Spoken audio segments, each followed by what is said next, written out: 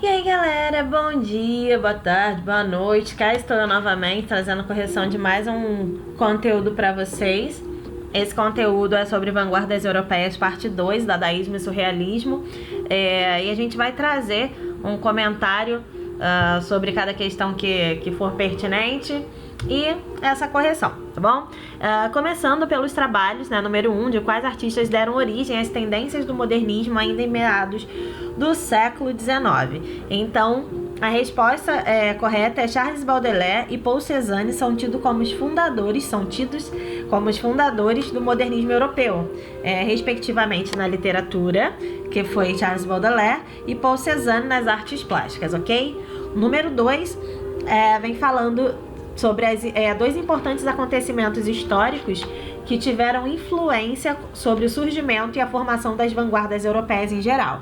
Então, o primeiro foi a Primeira Guerra Mundial e o segundo foi a Revolução Russa, que foram dois acontecimentos que tiveram profundas repercussões sobre a arte na Europa, contribuindo para o surgimento dessas vanguardas ditas europeias.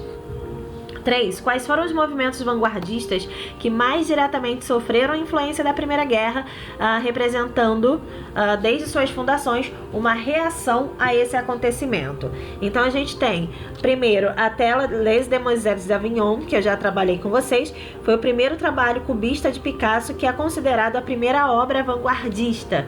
Então, a gente traz essa obra de Picasso como primeira obra de vanguarda, mas como movimento a gente vai ter dadaísmo e surrealismo como movimentos que surgiram após o início da Primeira Guerra, como forma de reação das artes a esse acontecimento. Então, cuidado quando perguntar sobre obra e cuidado quando perguntar sobre movimentos.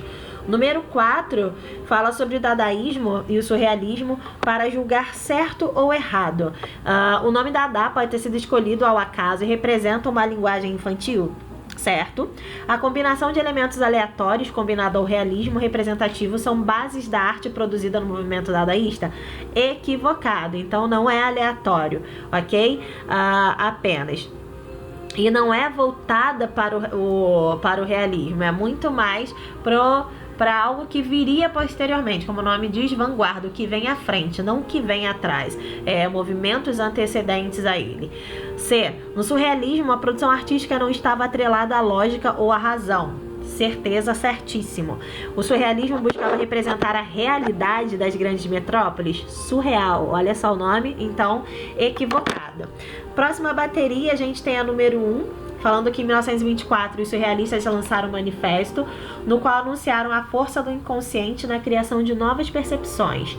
Valorizavam a ausência de lógica das experiências psíquicas e oníricas, onírico é sempre do sonho, propondo novas experiências estéticas. Sobre o surrealismo, é correto afirmar que, letra D, concede mais valor ao livre jogo da imaginação individual do que à codificação dos ideais da sociedade ou da história. Daí a gente sobe aqui bem bonitinho para a próxima questão, falando sobre a poética em Cecília Meirelles. Vamos lá. 2. O poema estrutura-se numa quebra da lógica externa. Que movimento de vanguarda apresenta essa característica de quebra, né? Quebra não somente de padrões, mas quebra da lógica, o surrealismo, ok? 3. Não há temas poéticos, não há épocas poéticas. O que realmente existe é o subconsciente enviando a inteligência, telegramas e blá blá blá. Esse trecho de importante ensaio D revela a nítida semelhança com as propostas de um dos movimentos de vanguarda europeu, que era qual? Então a gente tem a número 3, um ensaio de Mário de Andrade, que, olha eu botando tudo azul, trazia a proposta da vanguarda europeia, que era o surrealismo. Beleza? Seguindo o número 4, se a descoberta do subconsciente ganhou fundamental importância para a formulação da ideologia surrealista, tá vendo? Trabalhando muito surrealismo, quem podemos considerar como desenvolvedor da teoria que embasou o surrealismo? Essa é uma questão discursiva. A gente vai ter o quê? Sigmund Freud. Lembrando que Freud não se escreve Freud, se escreve Freud. Freud. Então, Freud, com o desenvolvimento da psicanálise, pode ser considerado como aquele que lançou as bases teóricas para a criação de um mundo surrealista. Daí a gente desce para a bateria 3, lindamente. Número 1.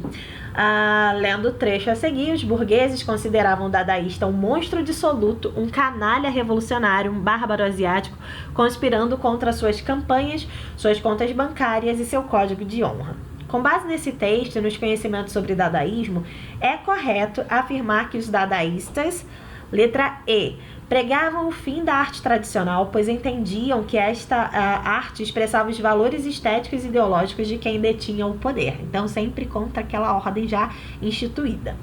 2. Observe a imagem abaixo e assinale a alternativa correta que corresponda ao autor da obra e ao movimento ao qual esse autor pertenceu. Então, vamos lá. Número 2, nós temos a obra do banquinho lá, né? Temos as opções de A a E e é a letra C. Marcel Duchamp traz essa obra como dadaísta, né? Número 2, trata-se de um ready-made de Marcel Duchamp pertencente ao dadaísmo.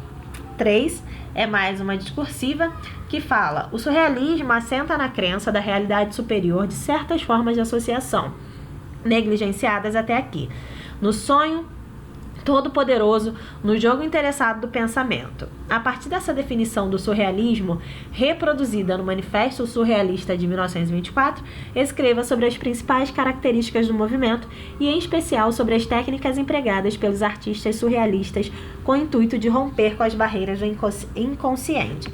Então, assim, de modo geral, o surrealismo tem como característica a evidenciação da fantasia e da loucura na utilização do seu processo criativo. Nesse processo, o artista age de forma automática, levando-se pelo impulso, registrando o que vem à mente sem ter aquele filtro da consciência.